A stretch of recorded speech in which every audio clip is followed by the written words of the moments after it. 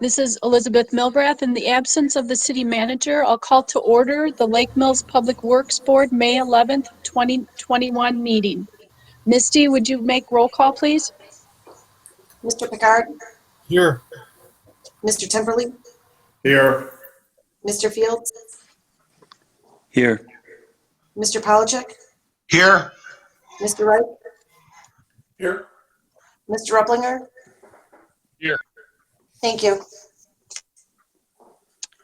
Okay, the next item on the agenda is election of board president. I'll entertain a motion for nomination of Public Works Board President.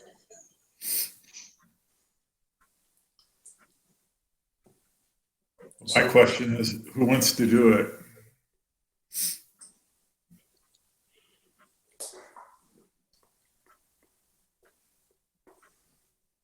Okay, I guess I'll nominate myself.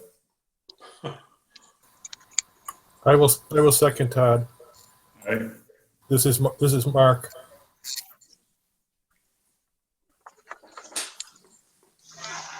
Are there any other nominations?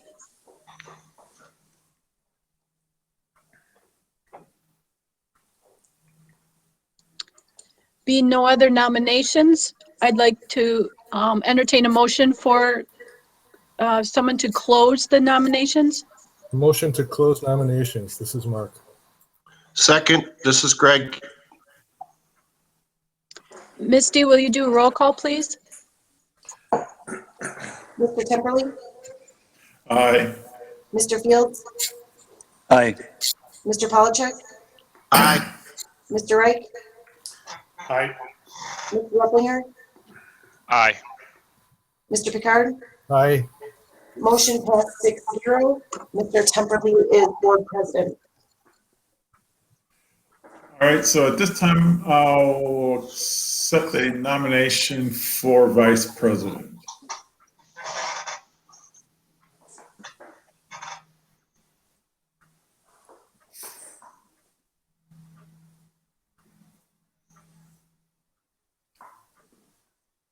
So somebody make a nomination. You can nominate yourself.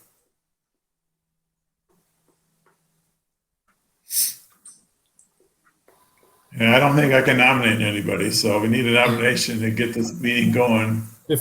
If nobody else wants to, I'll nominate myself. This is Mark Picard. Okay. So we got one nomination for Mark Picard for vice president. And the other, Second, so I guess there was a second for nominating Mark. yes, So, yes. yeah. Can you do the roll call then vote, Misty? I just want to verify, I've got Mr. Picard nominating himself, and was that Mr. Polachek that made the second?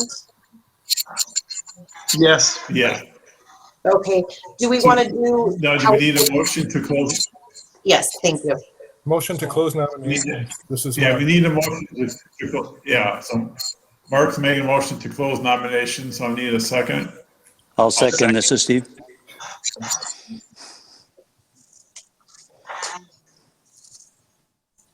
Would you like me to do the vote now? Yeah. Mr. Fields? Aye. Mr. Polachek? Aye. Mr. Wright? Aye. Mr. Replinger? Aye. Mr. Picard? Aye.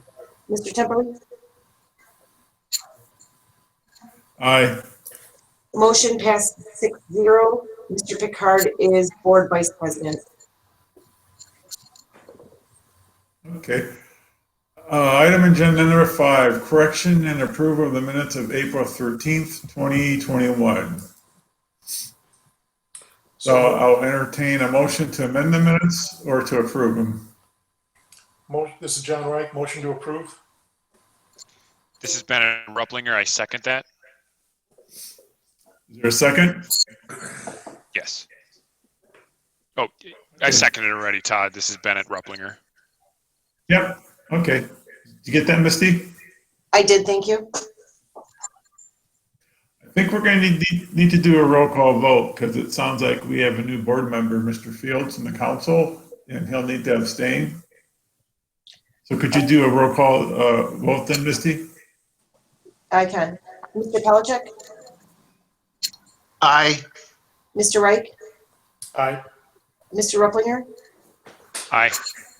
Mr. Picard, Aye. Mr. Temple, Aye. Mr. Fields. Abstain. Motion passed 5-0 with Mr. Fields abstaining. Okay. Item agenda number 6, questions and public comment. Is there any non-board member in this meeting or at the chamber, at the council chambers? There's no one in the Doesn't chambers. sound like there. Okay. All right, so we'll move on to number 7, the director's report. That would be Paul.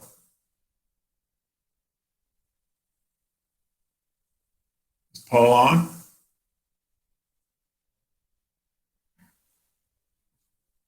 Can you hear me okay? No? Hello? I can hear Who you. just took, I can hear is that Paul. Paul? Yeah, we can hear you now. Okay. Yeah.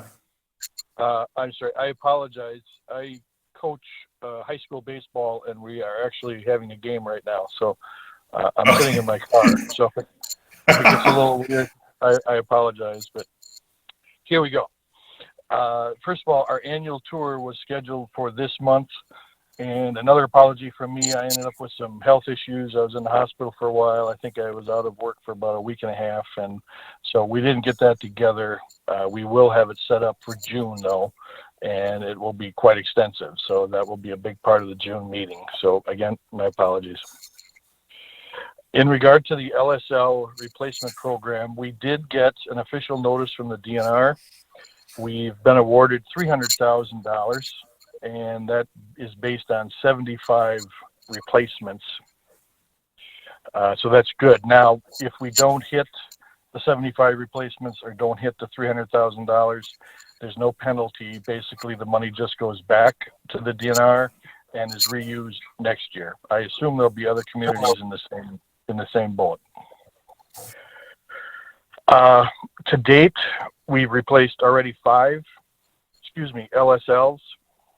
Our total reimbursement so far has been $13,875. That's an average of about $27.75 per. So if we do go with the full 75 replacements at that average, we expect it to stay fairly close to that.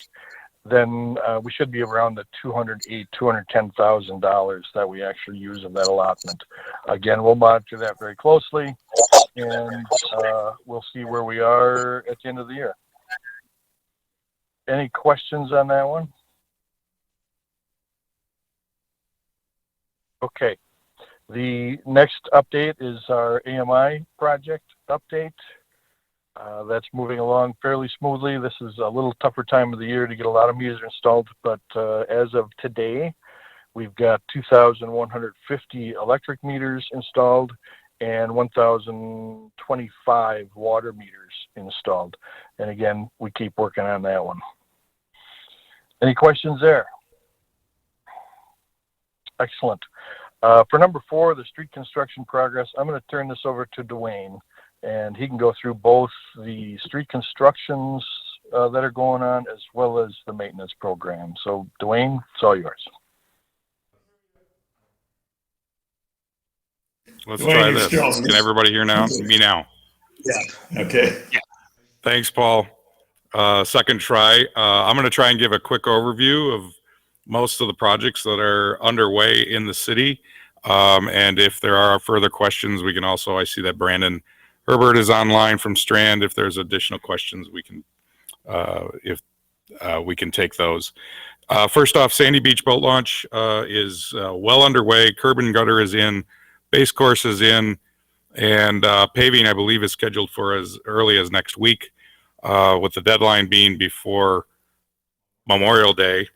I believe that that project is still on schedule for that completion date. The Jefferson, Lake, and Reed Street contract with A1. We'll start with Lake Street. Lake Street, the sewer and water is continuing to be installed westward from the alley. The underground work is all but done from Main Street to the alley, with hopes that paving will occur within the next month. There is a milestone on that project that we're hoping to have portions of Reed Street and at least the binder on the first block of Lake Street down the asphalt binder course, so that some of the traffic can be opened up for portions of the remainder of that project on West Lake Street. I mentioned Reed Street. The underground work is completed there. I believe curb and gutter is about to begin, and the finishing of the street work will coincide with that first block of West Lake. Jefferson Street water main is being installed, as well as the storm sewer, and Jefferson Street is continuing as well. As far as our street maintenance projects, if you've seen, the street department has been out doing crack filling throughout the city, and they continue to do that this week when the weather is cooperating. They are preparing for the chip seal streets. Chip seal, in coordination with the county, is tentatively scheduled for late July, early August. And as far as our pre-construction meeting, we are getting contracts back from the contractors that we approved last month at the council, and the month before with your board. The contracts are coming back in, will be signed by the city within the next week, and a pre-con is being scheduled for May 24th. Again, those constructions will include mill and overlay, chip seal, and other projects throughout the city. If there's any questions, I'll take them at this time.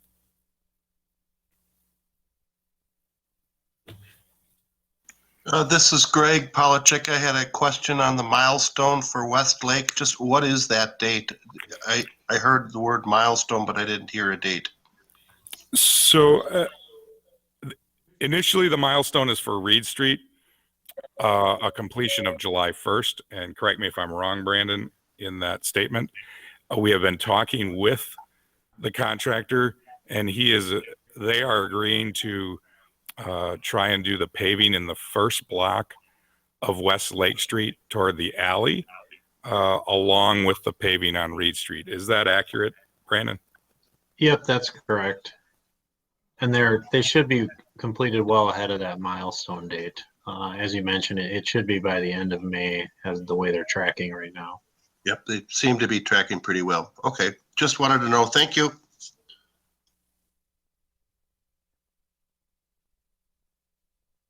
If there are no other questions, thank you. All right, thanks, Dwayne. Item agenda 8, discussion recommendation on bid award contract LM4 electric, Lake Mills Light and Water, multiple year underground electric facility installation unit pricing contract. Before we hear from staff, we have a prepared motion. I'd like to start out with someone to make a motion to approve motion 21-5-1. Motion to approve motion 21-5-1. This is Mark. Is there a I second that, Bennett Rupplinger. Okay. So I guess who's going to lead this, Paul or Dwayne? That'll be me, Todd. Thank you. Okay. All right.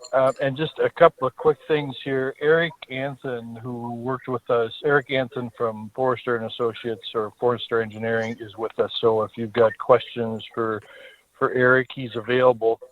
But I'll just start off by telling you that this is something new for us. We're trying something a little bit different with this, in that it's a bid for no project per se. Usually if we've got a large project, we'll put it out to bid. This one's a little different, and it is something that other communities have done, and we thought we'd give it a try, see if it works for us. And the point of it, as I put in the memo, is it's kind of a just-in-case contract.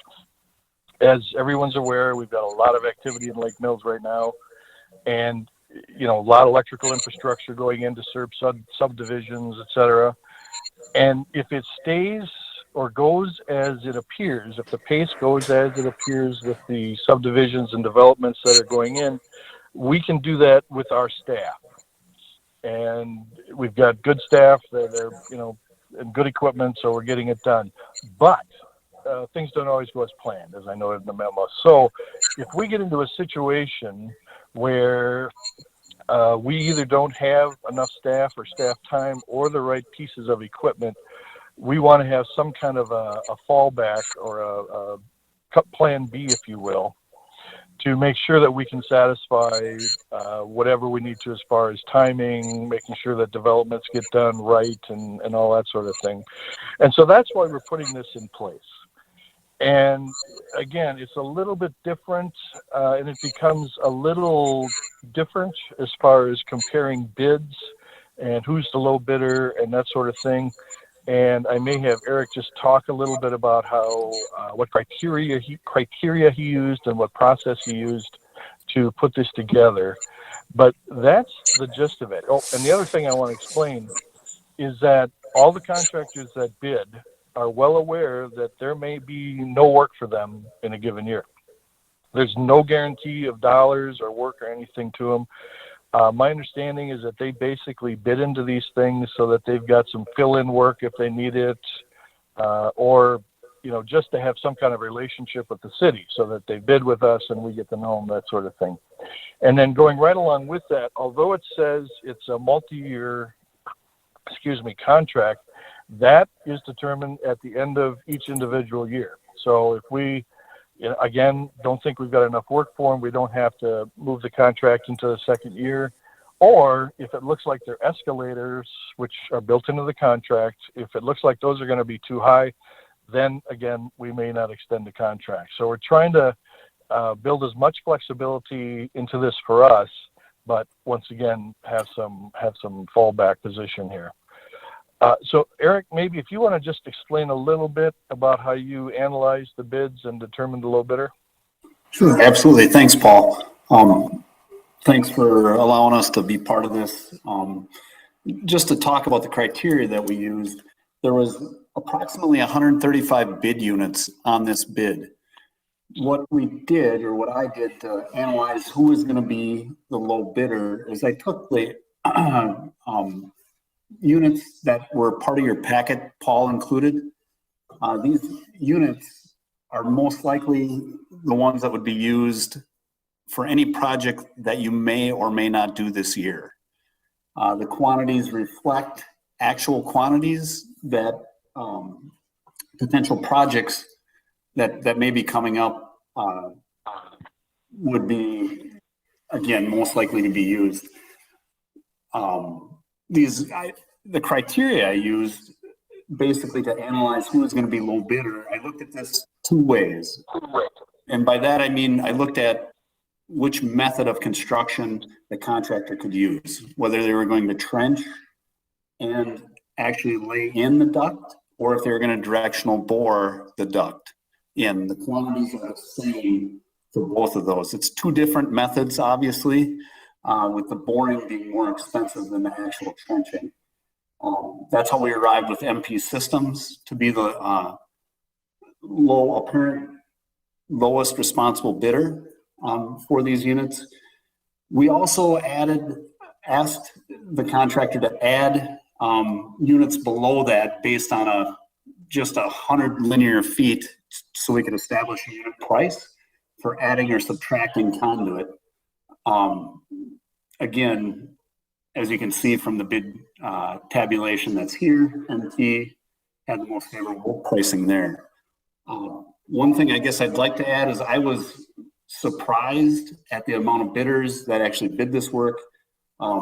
That tells me that Lake Mills is obviously a good spot to work, and you had a lot of interest in this work.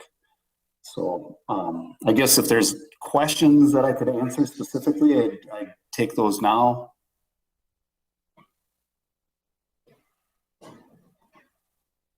If not, I guess, Paul, is there anything else you want me to hit on, or? So this is Todd. So most of this is potential underground work for the electric utility and not water. This is all electric work. That is correct. Okay. Yeah. Yep. I'm sorry, Todd. I should have identified that, but yes, electric only. Okay. So what this, I guess if I could just, this is Eric again from Forrester. You know, what this allows Paul and his staff at the Light and Water Department to do is there's a layer of flexibility that they have now. Previously, before we entered into a contract like this, you know, with a contractor, Forrester would get a project and design it, and then we would go out for bid. This allows Paul and his staff with these pricing structures with MP systems to actually take the project, go out there and say, we need, you know, these quantities and this material to get the project done in, you know, in a faster manner than what would be normally.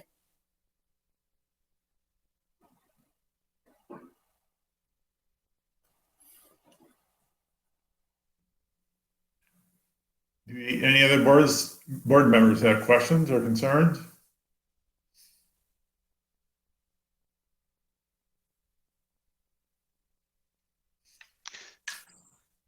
I'm hearing There's none. really, this is Bennett Ruplinger.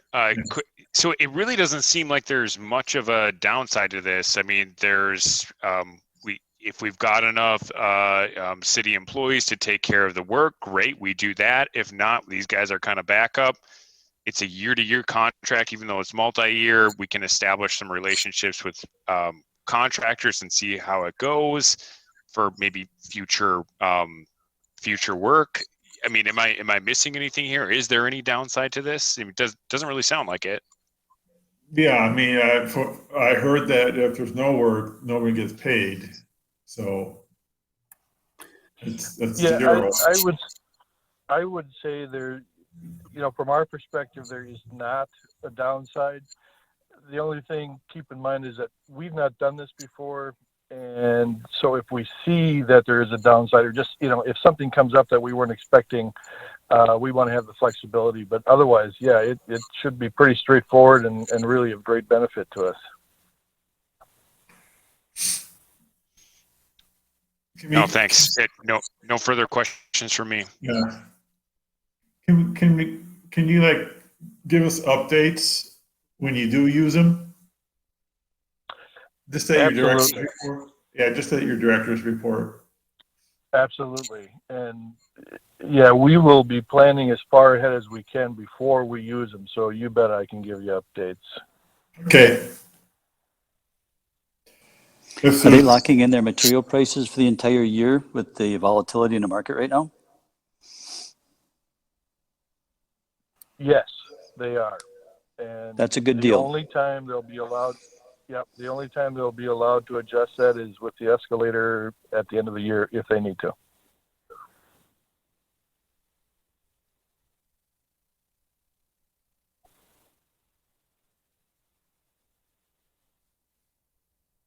That's all I got. Oh, if there's no more questions or comments from the board, we do have a motion. So I guess, Misty, can you do the roll call vote? Mr. Wright? Aye.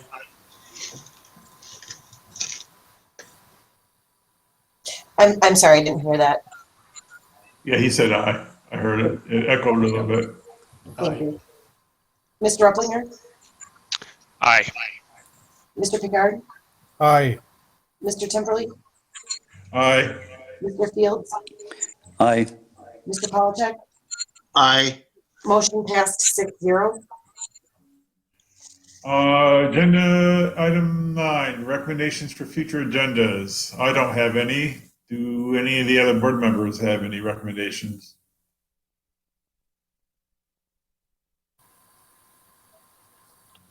So next month will be the tour. Yeah, next month. I'm sorry if I'm speaking over somebody. I apologize. That's fine. Yeah, you mentioned we're gonna have the tour next month. Yeah, that will be the bulk of the meeting unless something else comes up. And then our plan is still to go through the wastewater treatment utility in depth in July.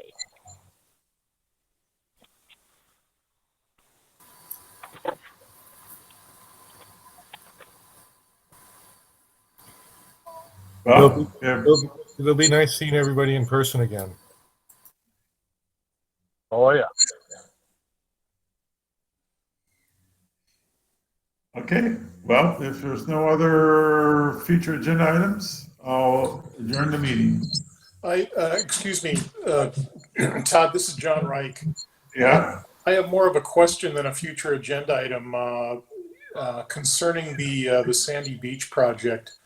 Is all the work that's necessary by the park board, the public works board, all that kind of stuff for that project, is that all done, or is it phased in as there are different phases there? I'm just curious about that.